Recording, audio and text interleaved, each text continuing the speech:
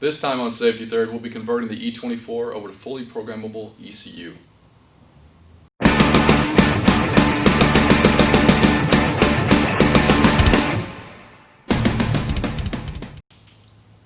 So first, let's talk about why I'm doing this. So if you watched the first video when I converted this from an automatic to a manual transmission, I learned a lot of stuff. It's a lot more fun to drive. In fact, it's actually got a lot less driveline loss from the manual transmission. Picked up 25 horsepower to the wheels just by putting in a manual transmission. But I did learn a few things about how it drives now with respect to the ECU that currently controls it. This is an early 80s ECU. It only controls fuel, doesn't control timing, doesn't have an O2 sensor. So the ECU has no idea what's going on with the engine. It doesn't know if it's running lean, running fat. It doesn't make any adjustments to fuel. It just, whatever's in the program, that's what it spits out. So knowing that I've switched over to a manual transmission, put a freer flowing exhaust intake, it's actually probably running a little lean. Now I've tried to adjust for that a little bit by putting an Ireland Engineering adjustable fuel pressure regulator on this to try to pump up the fuel pressure a little bit to see if I can get a little more fuel in there to kind of lean it out a little bit. I'm sorry, richen it up a little bit. But it's just not the way it should be done. So what I'd like to do is put a fully programmable ECU on here that adjusts not only fuel, but ignition, and actually has an O2 sensor. That way it can make closed loop adjustments on the system. Okay, these are the components I'll be using to convert the E24 over to a fully programmable ECU. We'll talk about the ECU first. Since this is a daily driver, not high horsepower, nothing like that, I wanted to see if I can get away with getting a fairly inexpensive ECU. They're all expensive, but there's a few that are actually on the lower end of the price spectrum. So ECUmaster Classic, which is what this is, as well as the DIYAutoTune MegaSquirt series.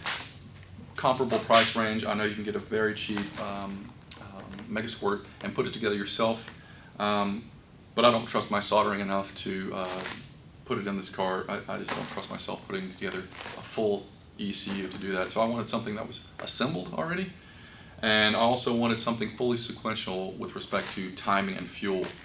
I also wanted one more thing. I wanted a wideband O2 sensor. I wanted to be able to run a wideband on this car.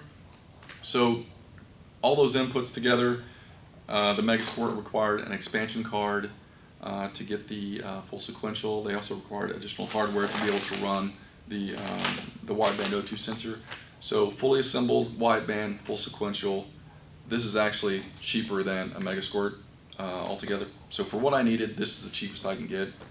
I have no affiliation with ECUmaster, but on paper this looks pretty good. So we'll learn together to see how it tunes, how it runs, and fully assembles. So things you'll need to do the conversion if you're doing something like what I'm doing. Obviously you need wire. This doesn't come with wire, it comes with the terminals that go from the ECU to the sensors or whatever you need. So you'll need to get wire. This is a bundle from MegaSquirt or DIYAutoTune. It's a bundle of 39 labeled 8-foot wiring bundle. I believe it's 50 bucks. It was a good deal, so you'll need that as well. I'm going to be running coil unplug. I'm going to get rid of the distributor setup that's on here currently. And I got these from Salvage Yard. These are from 5.3 LS truck engine. These have the heat sinks on top. So this is what I'll be using to power the car with respect to the coils.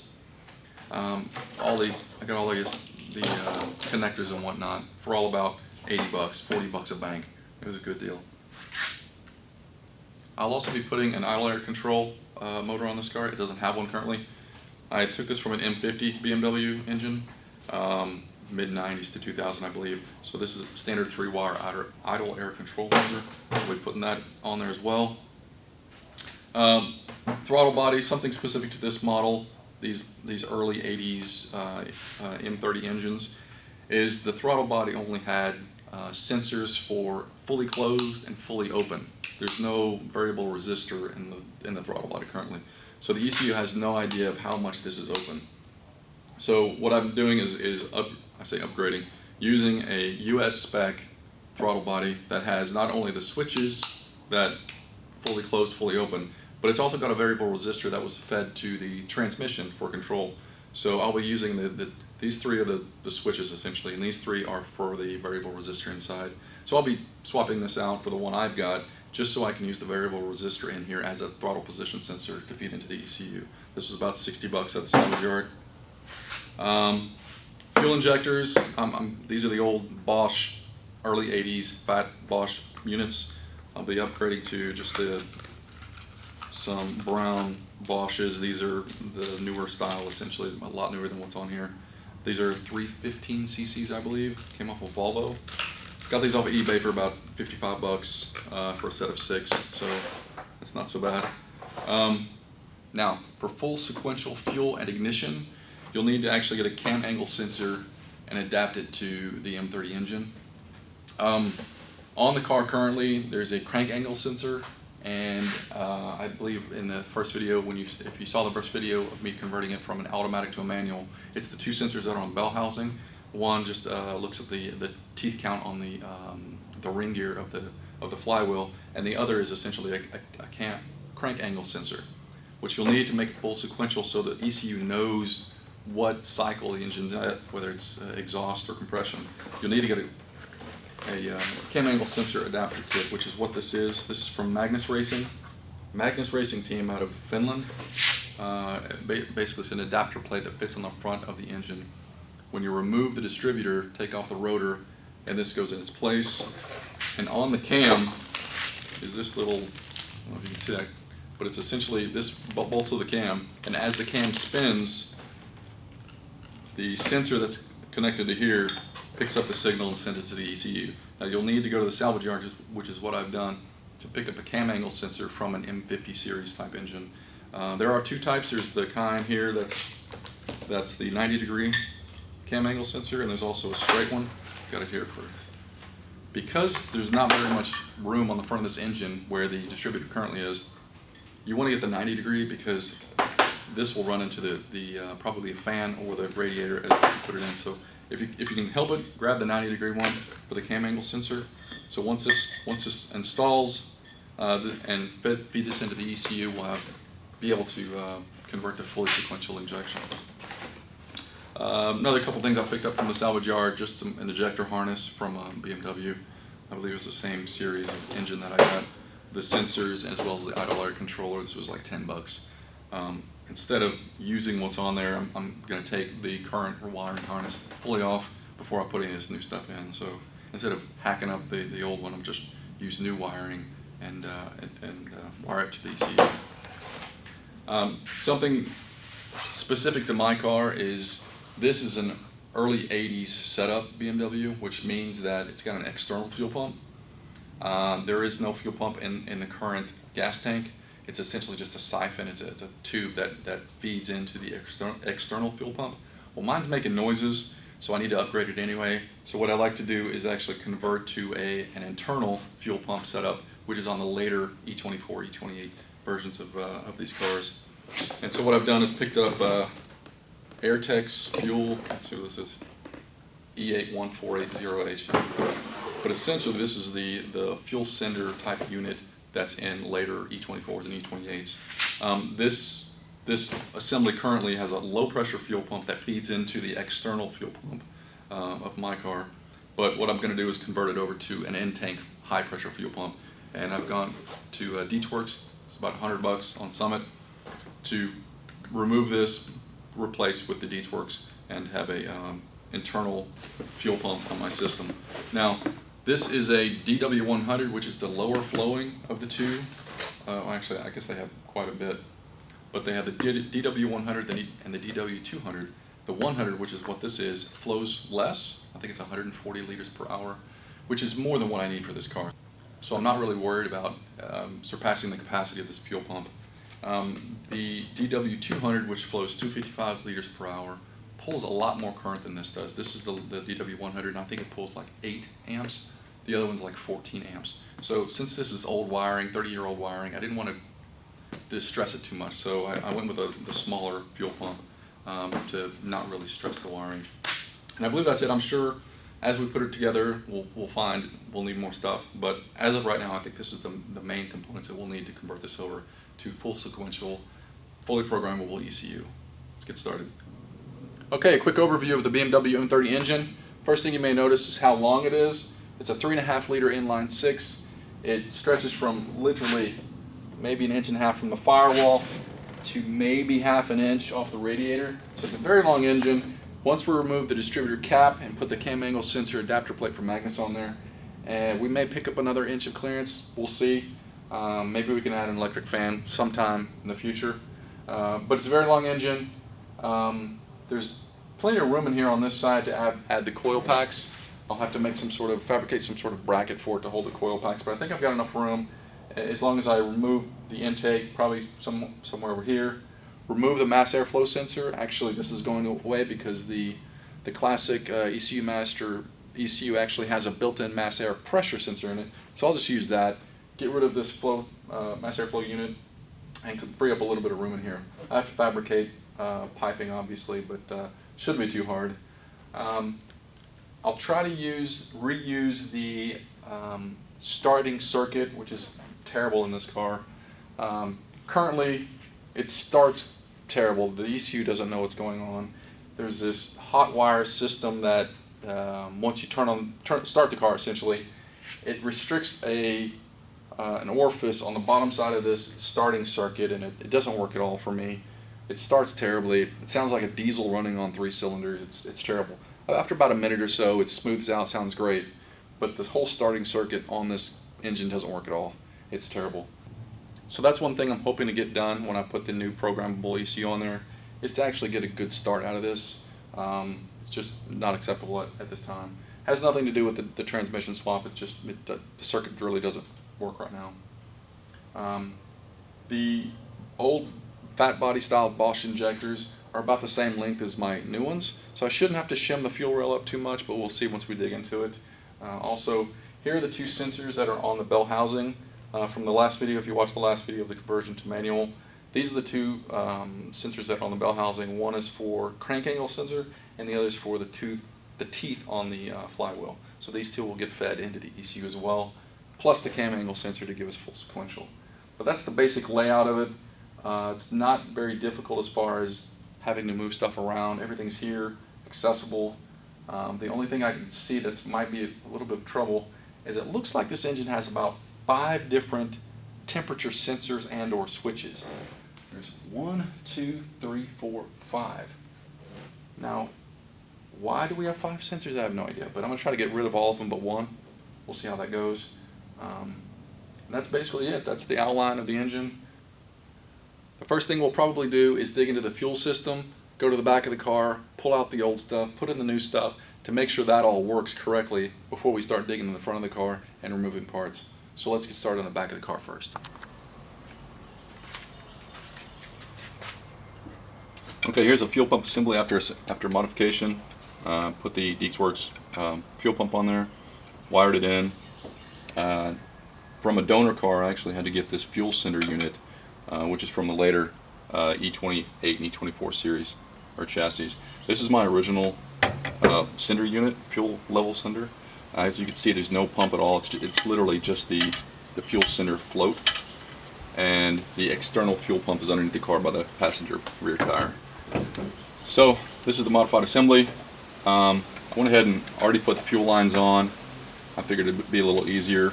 Also, from the donor car, I pulled the 2 connectors that come from here.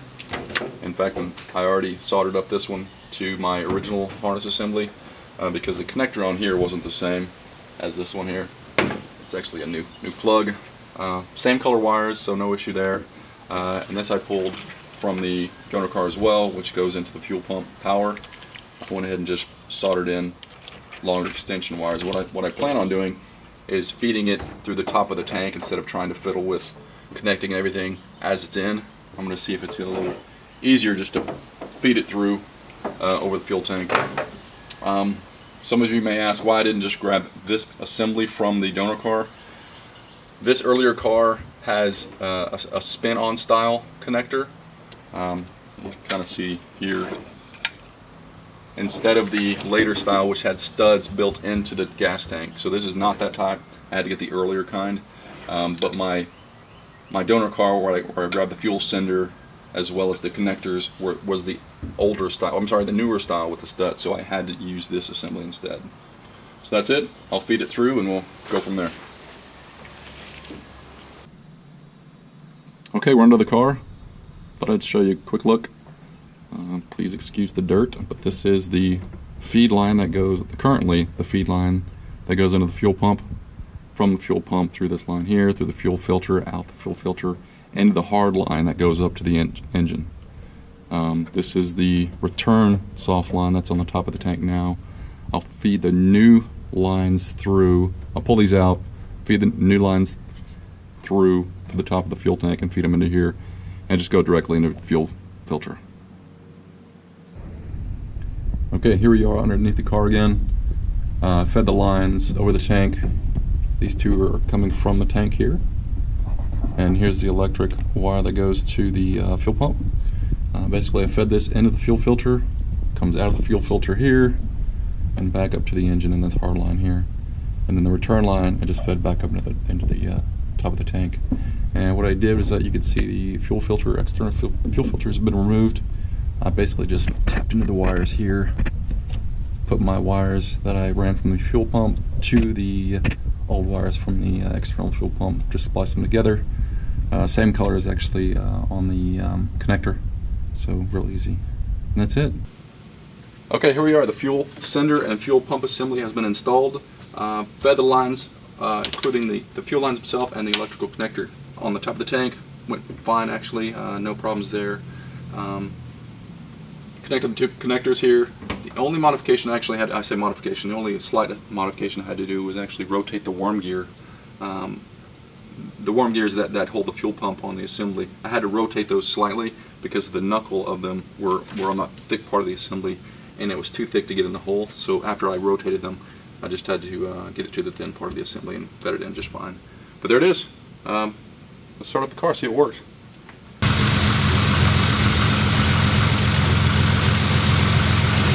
Okay, car started just fine. You can see it on the fuel pressure gauge over there. I've got about 4.5 bar of pressure. Everything seems to be working fine.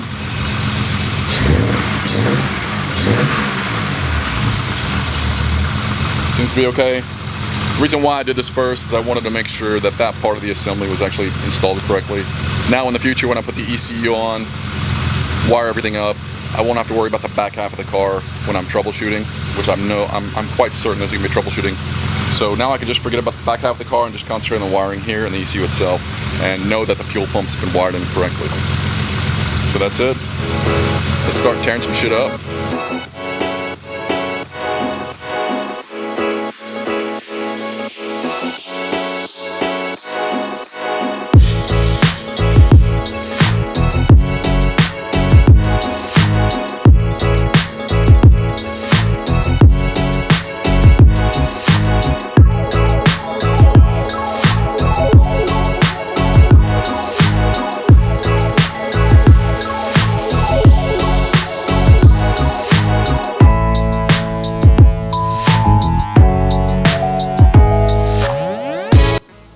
Here we are underneath the dash. I removed the glove box. You can see the ECU here, the old ECU, as well as the assembly, the cable assembly as well. We'll go ahead and just take these bolts out here and here and remove the assembly out and see if we can pull it through the firewall and get this out.